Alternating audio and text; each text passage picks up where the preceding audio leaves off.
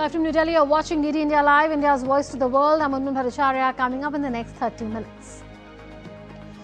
Prime Minister Narendra Modi addresses the Parliament of the Republic of Ghana, says progress cannot come without giving voice to the global south.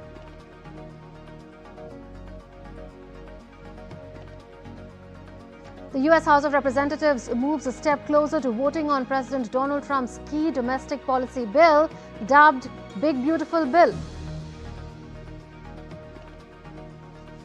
Liverpool's Portuguese forward Diogo Jota dies in a car crash near Zamaro in northwestern Spain.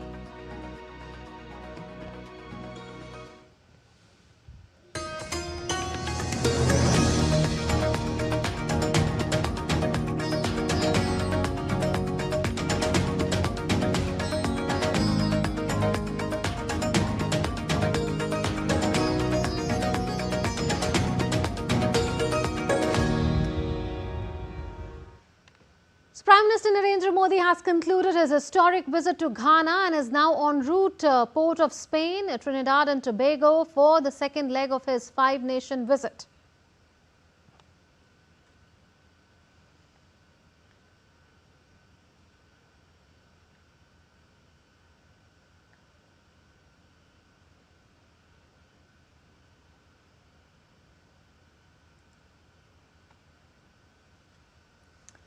Earlier, Prime Minister Modi addressed a special session of the Parliament of Ghana, becoming the first Indian Prime Minister to do so. Upon his arrival in Parliament, PM Modi was received, in fact, by Speaker of the House, Vice President of Ghana, Jane Nana Opuko Agyemang, and of the opposition leader as well. In his address to Parliament, PM Modi stressed that India is the mother of democracy. He said that it is not just a system, but a path of fundamental values for the country. India is the mother of democracy. हमारे लिए लोकतंत्र एक system नहीं बल्कि संस्कार है। हजारों वर्षों से लोकतंत्र ने भारतीय समाज को निरंतर गति दी है। For us, democracy is not merely a system. It is a part of our fundamental values. From thousands of years ago, we have examples of centers like Vaishali. The Rig Veda, one of the world's oldest scriptures, says, Ano Bhadraha Kratavo Yantu Vishwataha. It means, let good thoughts come to us from all directions. The Prime Minister said that the institutions created in the last century are struggling to respond and the changing circumstances demand credible and effective reforms in global governance. Further, PM Modi added that progress cannot come without giving voice to the global south. Institutions created in the last century are struggling to respond. The changing circumstances demand credible and effective reforms in global governance. Progress cannot come without giving voice to the global south. We need more than slogans. We need action. That is why during India's G20 presidency, we worked with the vision, one earth, one family, one future. We put emphasis on Africa's rightful place at the global high table. We are proud that the African Union became a permanent member of the G20 during our presidency. After addressing the Parliament of the Republic of Ghana, Prime Minister Narendra Modi greeted members of Parliament there.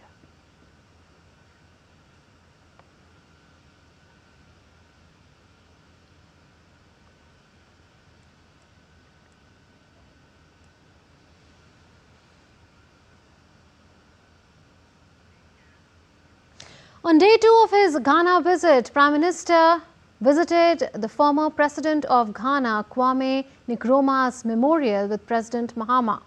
The two leaders paid their respects to the stalwart of Ghana. The KNMP's mausoleum, designed by Don Arthur, houses the bodies of Dr. Kwame Nkrumah and his wife Fatia Nkrumah. Prime Minister laid a floral wreath and observed a moment of silence in honor of Nkrumah's lasting contributions to freedom, unity and social justice. The tribute paid by Prime Minister reflects India's deep respect for Ghana's rich history and reaffirms the strong bonds of friendship and cooperation between the two countries. The leaders also visited Black Star Square, also known as Independence Square. It's a public square in Accra, Ghana. It was commissioned by Ghana's first president, Kwame Nkrumah, to celebrate the country's independence from British colonial rule in 1957. Earlier on Thursday, the Indian community in Ghana gave a rousing and warm welcome to Prime Minister Modi. Chants of Modi, Modi echoed in the room.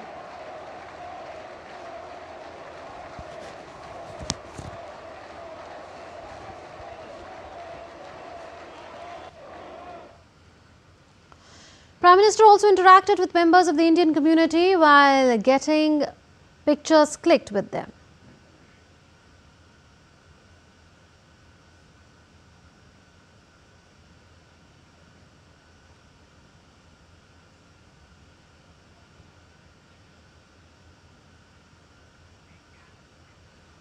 Following Ghana's successful visit of the Prime Minister, he has now embarked on a tour to Trinidad and Tobago in the second leg of his 5-nation tour. With Republic of Trinidad and Tobago, India shares deep-rooted historical, cultural and people-to-people connect with this particular Caribbean country. He will meet the President and Prime Minister who have recently assumed office for the second term. DT India correspondent Akshay Dongre sent us this report. Prime Minister Narendra Modi will arrive in Trinidad and Tobago on July 3rd for a landmark 2-day official visit, his first ever to the Caribbean nation as Prime Minister and the first at this level since 1999. This visit, at the invitation of Prime Minister Kamala Prasad Bharati, comes at a time when India is actively expanding its global footprint through partnerships rooted in culture, commerce and cooperation. With over 40% of Trinidad and Tobago's population being of Indian descent, the emotional and cultural resonance of this visit is immense. The Indian diaspora, some tracing their roots back 5 generations, continues to play a vital role in the country's social and economic fabric. Trinidad and Tobago is also home to a growing number of first-generation Indian entrepreneurs, many of whom see this visit as a chance to boost trade and investment between the two nations. Prime Minister Modi, I think, is one of the more admired leaders in the world. I think we as Indians are very happy with the progress that we see India making. The people of Trinidad, the Indian people in Trinidad, have always identified very closely with their Indian culture. It's going to strengthen the ties, I think, and I think people are going to identify with it, and I think it will probably push it even further. The country is very happy to have a visit like him, such a high-profile visit, and it's something that I think a lot of bilateral talks can happen and a lot of trade that can happen for this country, and it could benefit a lot for this country as well, and not only for Trinidad, Tobago, but for the rest of the Caribbean islands as well, and it'll be something that it's a good thing. Ahead of the visit, the Indian High Commissioner to Trinidad and Tobago says the mood in the country is one of excitement and pride. Visit of Prime Minister Modi ji has been long awaited, as I said. All along in the country, among people, among government, there is a great excitement. They have actually announced a holiday after certain hours on that day. So everyone is looking forward to this. During his stay, Prime Minister Modi is expected to hold high-level talks with both President Christine Carla Kangalu and Prime Minister Prasad Bharati. He will also address a special joint session of Parliament, underscoring the importance of this partnership rooted in shared democratic values and historic ties. Prime Minister Narendra Modi's visit to Trinidad and Tobago is not just a diplomatic event, it's also a celebration of a people that came to this land 180 years back as indentured labourers and through resilience, strength and endurance have shaped their destiny to become entrepreneurs, policymakers and leaders of this country. With camera person Mohit Uike at Port of Spain in Trinidad and Tobago, Akshay Dongre, DD India. In the United States, Republicans in the House have moved President Donald Trump's tax and spending bill closer to a final vote. Donald Trump's signature tax and spending package, Big Beautiful Bill, was thrown into limbo after Republican leaders in the Congress divided to rein in party rebels, threatening to derail the centerpiece of the president's domestic agenda. The legislation contains many of Trump's top domestic priorities, from tax cuts to immigration enforcement, extending his 2017 tax cuts, scaling back health and food assistance programs, Trump's immigration crackdown, and zero out many green energy incentives. It also proposes a $5 trillion increase in the nation's debt ceiling, a measure lawmakers must address in the upcoming months to avoid a potential default. Concerns over proposed Medicaid reductions have led some Senate Republicans to push for increased funding for rural hospitals. Indonesian rescuers raced to find victims in rough seas on Thursday after 5 people died and dozens were left missing. The incident took place when a ferry carrying 65 people sank near the island of Bali. The KMP Tunu Pratama Jaya sank almost half an hour after leaving East Java province's Banyuwangi port on its way to Bali late on Wednesday. The boat was carrying 53 passengers and 12 crew members as well as 22 vehicles, the national agency said.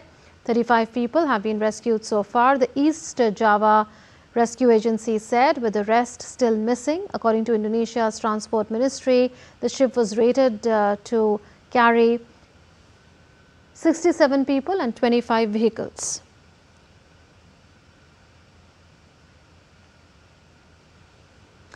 Thailand's former defense chief Phumtham Vechayachai was appointed as the acting prime minister on Thursday. The 71-year-old takes on the role of interior minister following the reshuffle. A total of 14 new cabinet ministers were sworn in to duty by King Maha Vajiralongkorn on Thursday. Thailand's constitutional court on Tuesday suspended Paetongtarn from her duties after accepting a petition from 36 senators who accused her of dishonesty and breaching ethical standards.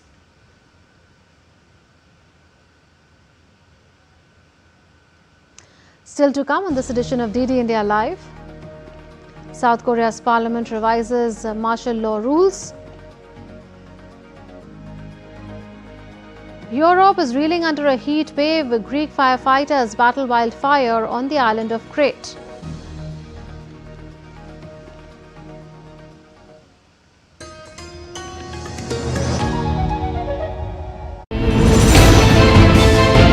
Geopolitics and trade deals. Economic challenges amid development. Hard work and the path to prosperity. It's the economy always. Between walkers, money is what money does and says. Supply creates its own demand. Between the bulls pulls and bears tears. When supply chains globalization and India rises to the podium. We'll get you centered with the Economic Brief at 8 p.m. every Thursday on DD India.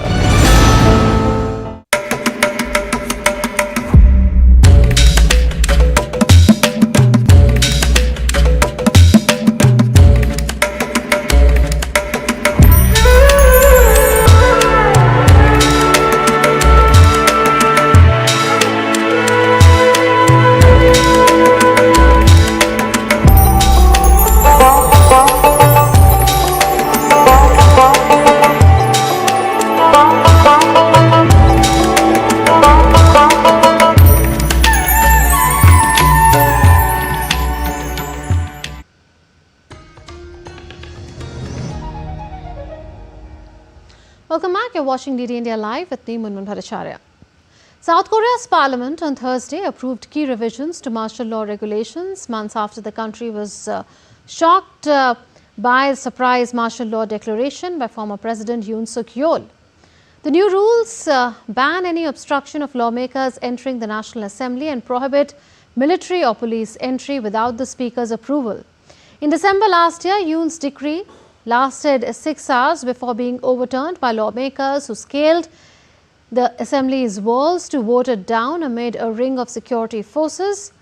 The new changes are seen as a safeguard to preserve democratic order and prevent the misuse of emergency powers in the future.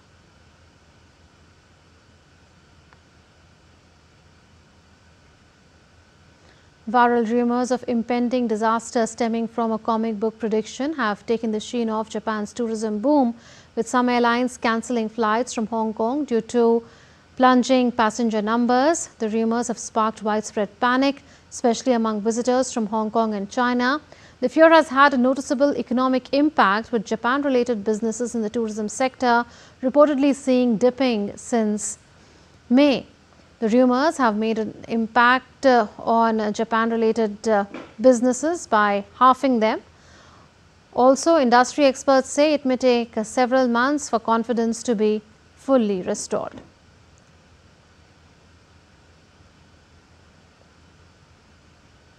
At least 4 people were killed and 14 others were injured in a drive-by shooting in Chicago. A Chicago Police Department statement said that the incident occurred at 11 p.m. when someone in a dark vehicle driving past a crowd on a sidewalk fired into the group. Pastor Donovan Price described the scene as absolutely chaotic and horrifying, saying that although they have witnessed many shootings in the past, they haven't seen anything like this before.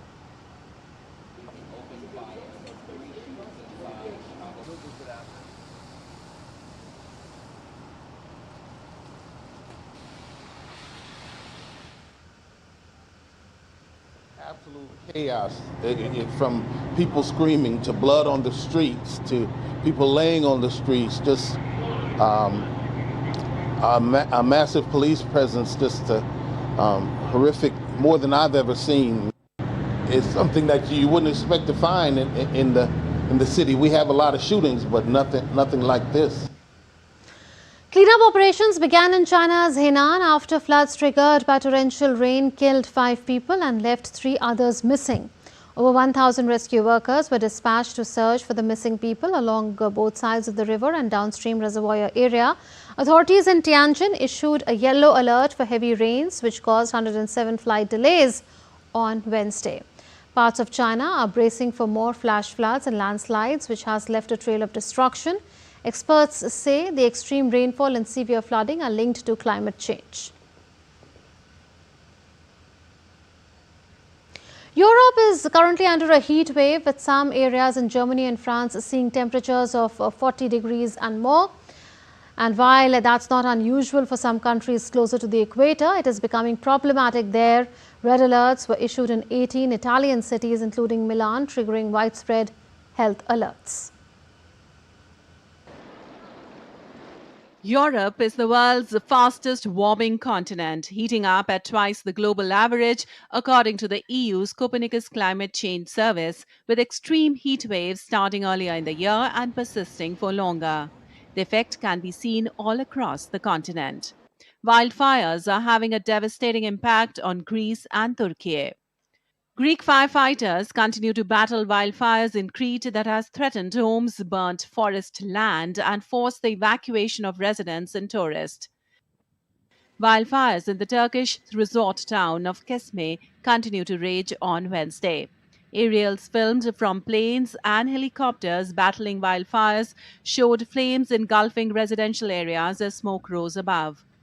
France continues to reel under intense heat wave. The temperatures in Paris were expected to reach 33 degrees Celsius, with a heat wave warning still in effect across parts of France.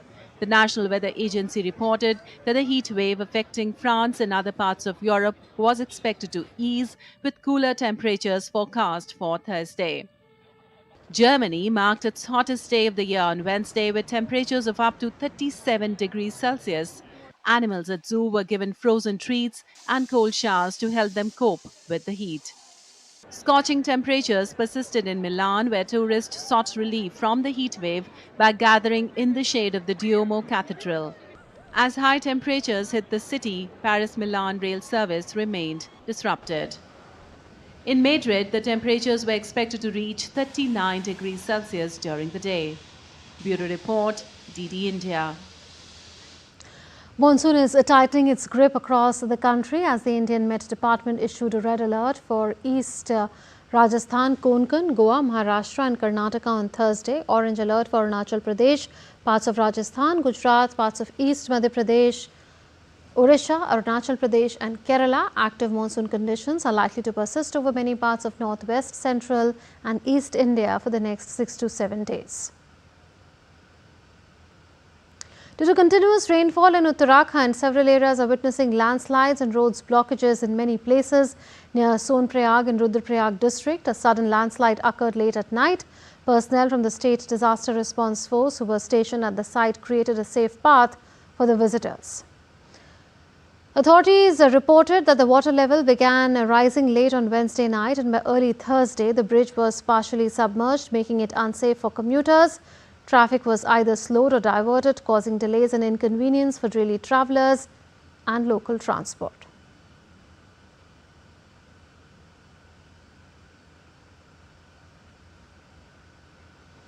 The month-long Skill Fair 2025 organized by Kathmandu Metropolitan City under its Employment and Income Growth, Kathmandu's Prosperity Drive concluded at Nepal's Tundikhel. Over 2,000 youth received training aimed at bridging Nepal's skilled labour gap and curbing workforce migration by fostering local opportunities. Starting on International Labour Day, the fair offered 60 daily sessions over 30 days, linking skill development with industry needs. Open to Nepalese in the age group of 18 and 58, it also connected participants with job prospects and encouraged self-employment. We are conducting different 10 sector training and 37 occupations, and we have more than 2,000 youths who are learning 1 month training in this skill festival. So after skill festival, we are also planning to get their on the job training and employment with working with different industry. In sports news, Liverpool's Portuguese forward Diogo Jota, aged 28, died in a Ferry car crash near Zamora in northwestern Spain with his brother. Jota, who got married on the 28th of June, helped Liverpool win the Premier League last season and also won the FA Cup and League Cup with the Merseyside outfit. Jota arrived at Anfield from Wolverhampton Wanderers in 2020 and scored 65 goals and 182 appearances for the club in all competitions. He also made 49 appearances for Portugal, twice winning the UEFA Nations League. The Khelo Bharat Niti 2025 is India's refreshed national sports policy that replaces the 2001 framework with a bold 5-pillar roadmap. Former Olympian and Vice President World Athletics Dr. Adil Sumariwala, lauding the newly launched Bharat Khelo Niti 2025, said the policy marks a significant leap in India's sporting vision. He spoke to India about policy's grassroots focus, enhanced athlete support and emphasis on sports infrastructure across rural and urban areas.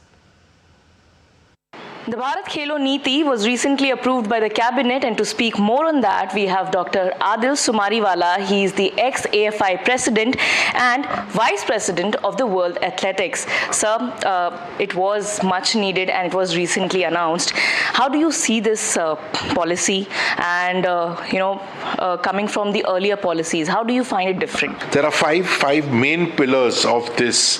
The first being excellence in sport. So if you're going to do the Olympic Games, you need medals. The second point is, if to get these medals, what do you need? So you need infrastructure, you need grassroots level, you need a pipeline from grassroots to elite level, you need sports science, you need social upliftment, again, women, para, these are the things we need to look at. You need to look at the business of sport. The industry, if the industry grows, industry will support. So that's another pillar.